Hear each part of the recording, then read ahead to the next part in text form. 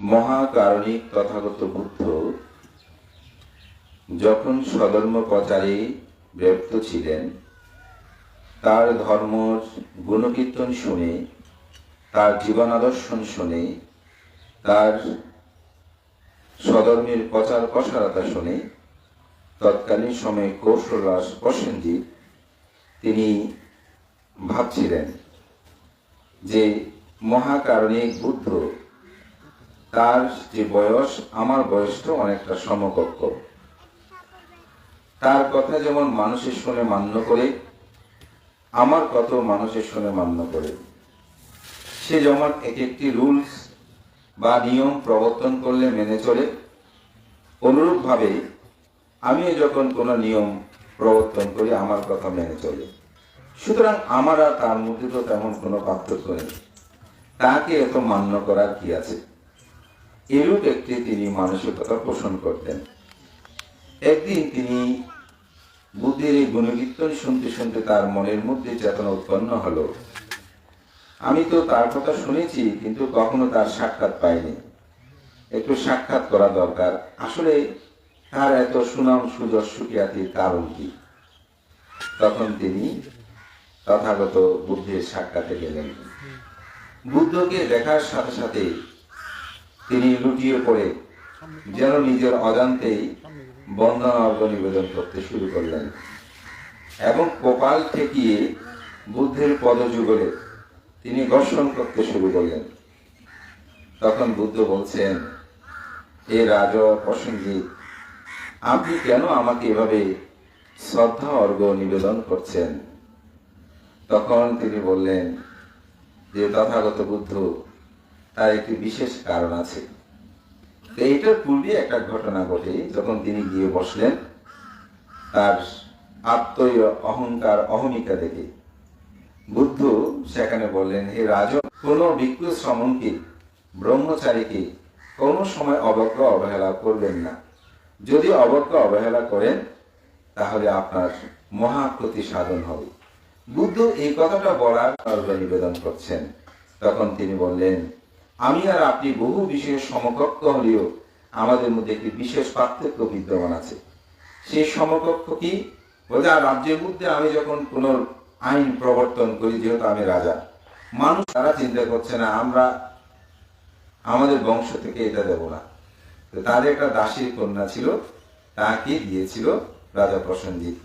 সেই ঘরের মধ্যে একজন পুত্র সন্তানের আবির্ভাব হয়, যার নাম ছিল বীরুরব। সমস্যা সৃষ্টি হবে, এটি যেন পুত্র জানতে না পারে, সেজন্য তিনি যেতে দিলেন না।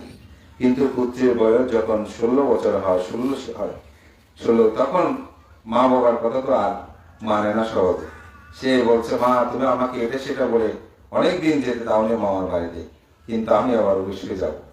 তখন মা দেখছে আর বাধা দেওয়া যাবে না, পুত্র সে বীররূপ তার সসৈন্য নিয়ে সেখানে গেলেন।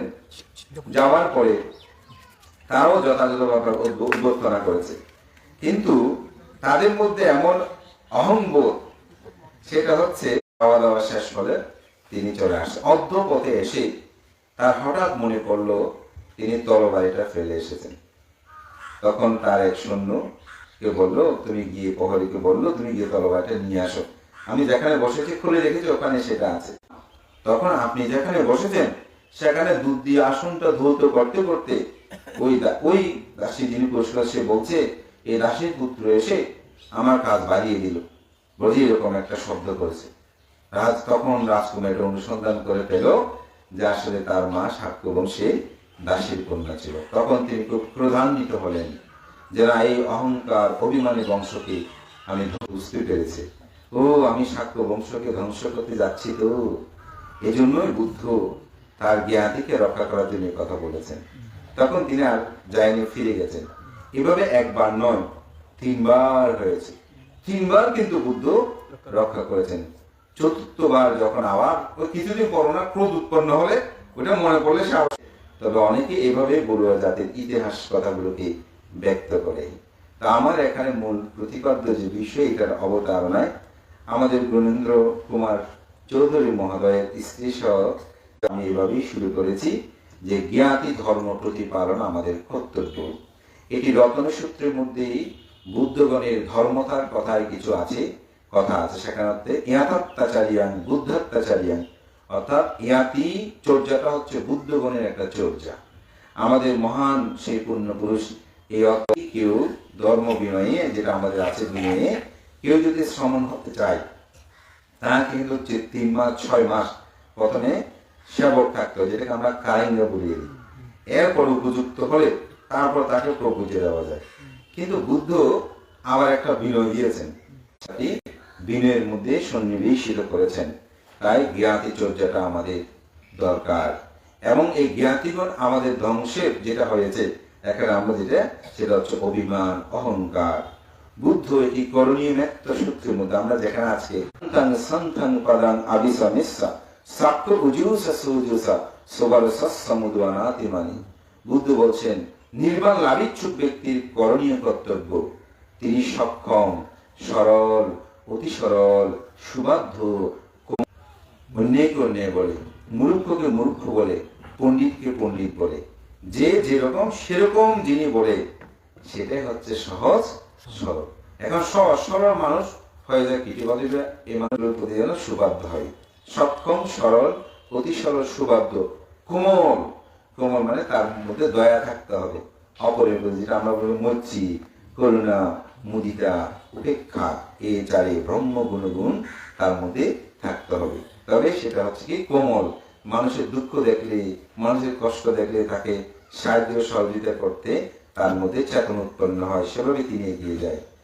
সুবাধ্য, কোমল, অভিমান শূন্য। অভিমান মানে অহংকার। এই অহংকারের প্রকারান্তর আছে। যেমন পৃথিবীতে কিছু কিছু 5 প্রকার অহংকার আছে। পৃথিবীতে কিছু মানুষ আছে তিনি শক্তির অহংকার করে, আমার গায়ে শক্তি আছে, এই শক্তি দিয়ে মানুষ মানুষকে আঘাত করে। শুধু মানুষ না, স্বামীরা স্ত্রীকে আঘাত করতে না, শক্তি দিয়ে আঘাত করে না। তাহলে এই যে শক্তি দিয়ে আমরা আঘাত চাই না, এরকম ধনের মধ্যে মগ্ন। আর কেউ আছে কি কীর্তির মধ্যে মগ্ন, আমি অমুক, আমি সমুক, আমার এই টাইটেল আছে, এগুলো নিয়ে অনেক সময় অহংকার করে, এই মধ্যে মগ্ন। এটাকে বলে অহংকার, অহমিকা। সেই অর্থ মধ্যে অনেকে কি হয়, মগ্ন হয়, কীর্তি মধ্যে মগ্ন, ধন মদ, রূপ মদে, পঞ্চম রূপ মদে, অনেক সময় রূপ কত সুন্দর যেগুলো নিয়ে অহংকার করে, আমি এরকম সুপুরুষ, আমি এরকম সুকন্যা, এরকম অহংকার। কারণ এই সব কিছু হচ্ছে কি অনিত্য, এগুলো কোনো কিছু বিদ্যমান থাকে না। এই যে কৃষ্ণ নাজির, এটা আসলে তা নয়, এটা ধ্বংস হবে, আবার উঠে এসেছে। এখন তারা শিক্ষায় দীক্ষায় অর্থে বৃত্তে আবার তারা সমৃদ্ধ হচ্ছে, অর্থাৎ উঠবে পড়বে, এটা স্বাভাবিক তার ধর্মতা, এটা নিয়ম পৃথিবীতে। যখন আপনি সেটাকে চিন্তা করবেন তখন দেখবেন আপনার মধ্যে প্রজ্ঞাটা উৎপন্ন হলে তখন আপনি বুঝতে পারবেন, হ্যাঁ সত্যিই তো পৃথিবীটা এমন। তো এটা চিন্তা করে তাদের মধ্যে দেখি যে সাধারণ মানুষ থেকে তাদের বেশি অহংকার, এটা আমি নিজে বুঝে উঠতে পারি না। উনি বলে যে আপনি যাবেন, বলে আমার মতো দেওয়ার আছে জোয়ার নাই। উনি বলে যে আমার মধ্যে আমারটা শুদ্ধ, ওটা অশুদ্ধ। আমার কাছে এটা খুব অবাক লাগে। ভ্রান্তদের মধ্যে দিয়ে কেউ এরকম বলে, আমি যা বলছি এগুলো সঠিক, আগুলো ঠিক নয়। আমি বলবো যার কাছে অহংকার তিনি কিভাবে নিরহংকারী শিক্ষা দেবেন। এটা আমাকেও মাঝে কথা শুনেছি যে সবজিও ধর্মবিহারী ভান্তে সাধক সাধু কাকে বলে, কেমন নিরহংকারী ছিলেন আমাকে মনে হয় এই কথা বলতে হবে না। তাও মাওলারিতে মাসিক গল্পের মতন এখানে কিরকম নিরহংকারী ছিলেন। আরেকটু উদাহরণ আপনাদেরকে বলি, মনীন্দ্রজির আপনার নাম শুনেছেন। তো উনি তৎকালীন সময় 10,000 টাকা তিনি পাঠিয়েছিলেন ড্যামসা সাক্ষ্যমণি বিহারে। তখন কেউ বিশ্বাস করে, কেউ বিশ্বাস করে না। এখন গ্রাম বলছে টাকাটা ফেরত দিয়ে দিতে হবে, এরা নিয়ে একটা সমস্যা সৃষ্টি হচ্ছে। তো উনি একটা পত্র দিলেন যে আমি তো টাকা এরকম হারিয়ে হয়েছে, গ্রামবাসী আমাকে ধরেছে, আমি কোথায় রেখে দেবো। তো উনি একটা পত্র লিখলেন, সাধক কাকে বলে। তো পত্রের ভাষাটা ছিল এরকম যে আপনি যে দান করবেন, দানের পরে এটা কি হয়েছে না হয়েছে সেটা আমার জানার বিষয়। যদি সেই চেতনায় আপনি দানটা করতে পারেন, দেখবেন মনের মধ্যে আনন্দ উৎফুল্লতা সৃষ্টি হবে। আমি দান করা, আমার দান হয়ে গেছে, কারণ আমি সেটা ত্যাগ করেছি। এখন এটা ঠিক মতো পৌঁছে নেই, পাইনি, সেটা অন্য কথা। না পেলেও আপনার এই টাকা দাবি মনে করবেন পেয়েছেন।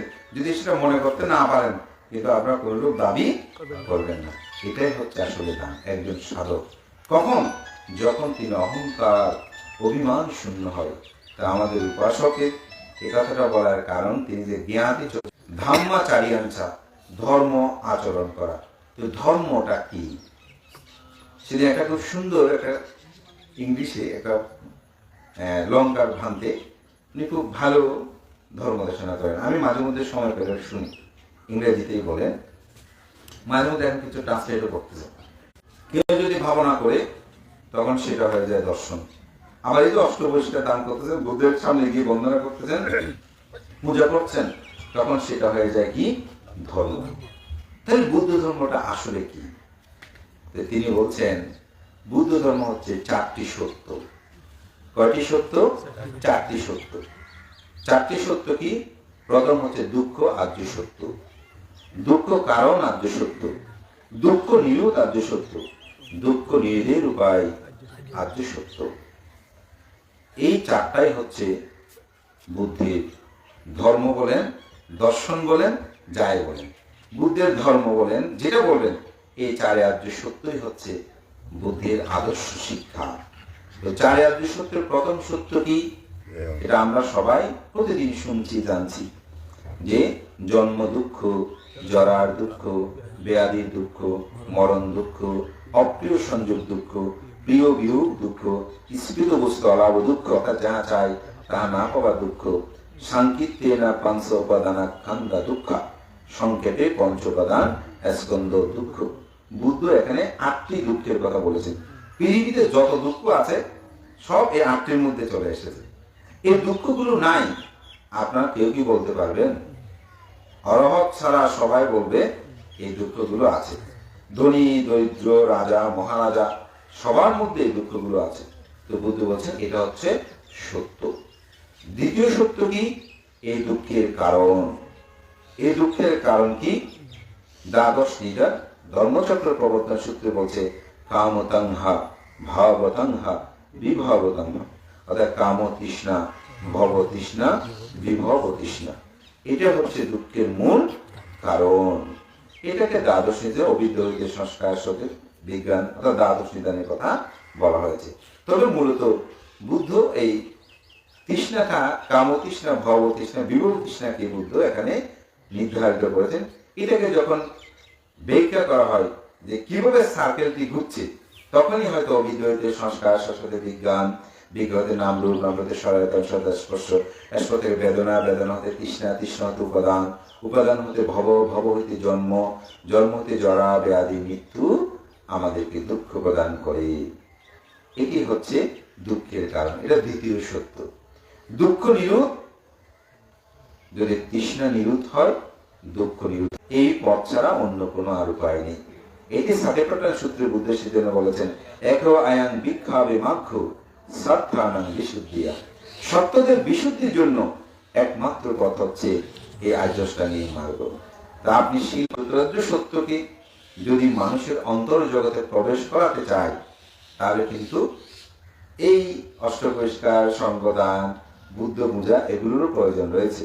সেই কারণে বুদ্ধ এগুলোকে সেভাবে, আসলে এই দুঃখটা আমাকে সৃষ্টি করেছে বেদনা, সংজ্ঞা, সংস্কার, বিজ্ঞান, রূপ, যেটাকে নাম রূপ বলে, এটাই আমাকে দুঃখ সৃষ্টি করেছে। এখানে একা চোখ করে নাই, একা মনে করে নাই, ওই বিল্ডিংটাও করে নাই। এই বিল্ডিংটা খুব সুন্দর, দেখেই খুশি হয়ে গেছি, তাই সুখ বেদনা। এরকম বাড়ি আমি একটা চাই। এই চাইটা যখনই উৎপন্ন হয়েছে, তখনই আবার আমার মধ্যে দুঃখ বেদনা উৎপন্ন হয়েছে, তৃষ্ণার উৎপন্ন হয়েছে। তৃষ্ণা উৎপন্ন হয়েছে না? তাহলে নাম রূপে হচ্ছে আমার প্রকৃত পরিচয়। একটু গভীরভাবে চিন্তা করলে বিষয়গুলো বুঝতে হবে। আমি চেষ্টা করছি খুব সহজে বিষয়টা বলার জন্য। আমার চোখ দেখেছে রূপ, দেখার পরে আমার মন জেনেছে বিজ্ঞান, সঙ্গেই তো করছে এটা খুব সুন্দর একটা বাড়ি। তাহলে রূপ বেদনা ওই সঙ্গেই তো যে করেছে বাড়িটা কেমন দেখতে, খুব ভালো, তখন বেদনা উৎপন্ন হয়েছে, সুখ বেদনা। আবার মন বলছে এরকম একটা বাড়ি চাই, তখন কি উৎপন্ন হয়েছে? তখন দুঃখ দুঃখ বেদনা উৎপন্ন হয়েছে, তৃষ্ণ উৎপন্ন হয়েছে। তাহলে এটি আমি যেতে আমার মনটা খারাপ হয়ে গেছে। আমাদের মহাপণ্ডিত সে পরম সদ্য প্রজ্ঞাল মস্তরী তার একটি আর্টিকেলে তিনি লিখেছিলেন দুঃখ কোথায়। তো বলছে হাঁটতে হাঁটতে যখন একজনকে দেখলাম ভালো লাগছে, ভালো লাগে তাকে পাচ্ছি না, দুঃখ। আর কিছু দূর গেলাম আরেকজনকে দেখলাম, তাকে দেখি তাকে নিয়ে কত কল্পনা করছি, ইনি এত সুন্দর, এই সুন্দর মানুষটা, ইস তাকে পেতাম না পেতাম, দেখবেন দুঃখটা আবার উৎপন্ন হয়েছে। আবার কিছু দূর গেলাম, আমার বলে যে এভাবেই যত যায় যত হাঁটি ততই যেন দুঃখ, ওই দুঃখ কোথায় করছে, এভাবেই দুঃখটা। এই চেতনা আমরা যখন বাইরে দেখেছি তৃষ্ণ উৎপন্ন হয়েছে। আপনি যেতে চিন্তা করছেন এই দুঃখের কারণ কি, বাইরে দেখেছি বলেই দুঃখ উৎপন্ন হয়েছে। তো বাইরে চোখ বন্ধ করে হাঁটবেন না, বাইরে দেখেছি এটাও তো অনিত্য।